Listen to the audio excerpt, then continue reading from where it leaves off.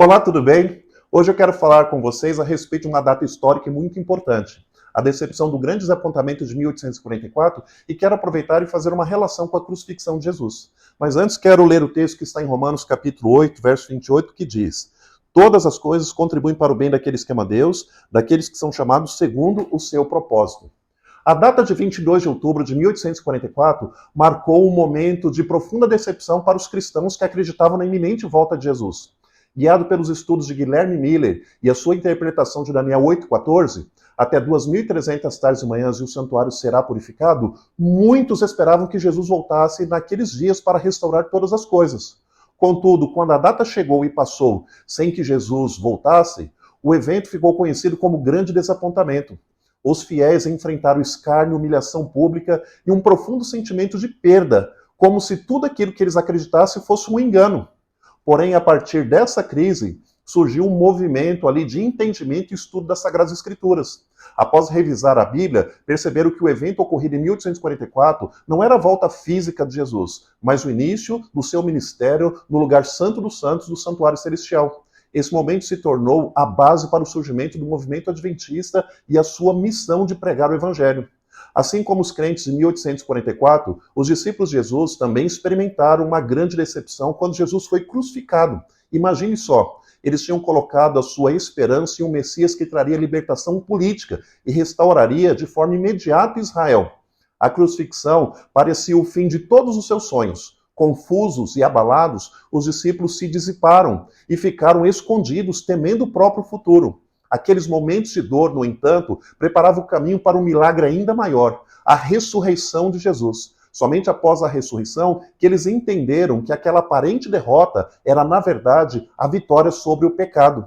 Veja, queridos, que tanto no desapontamento de 1844, como também na crucifixão de Jesus, foram momentos de grande angústia que prepararam o coração dos fiéis para o novo entendimento da missão de Deus.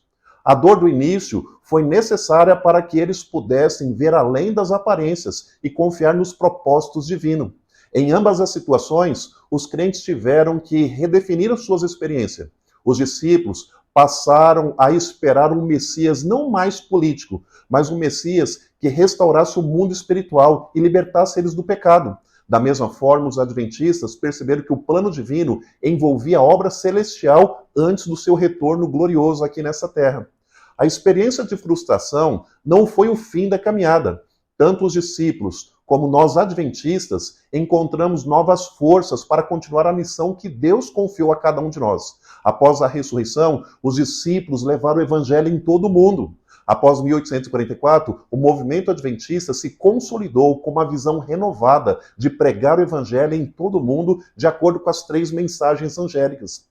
Assim como os primeiros adventistas e os discípulos, todos nós enfrentamos momentos em que as nossas expectativas são frustradas e os caminhos de Deus parecem obscuros. É neste momento que devemos nos lembrar que Deus está no controle de todas as coisas. Mesmo quando eu e você não entendemos os planos de Deus, nós devemos confiar, porque Ele transforma as nossas decepções em oportunidades para crescimento e salvação. Confiar nos planos e na soberania de Deus nos permite ver além das aparências do fracasso e encontrar oportunidade para renovar a nossa fé e a nossa missão.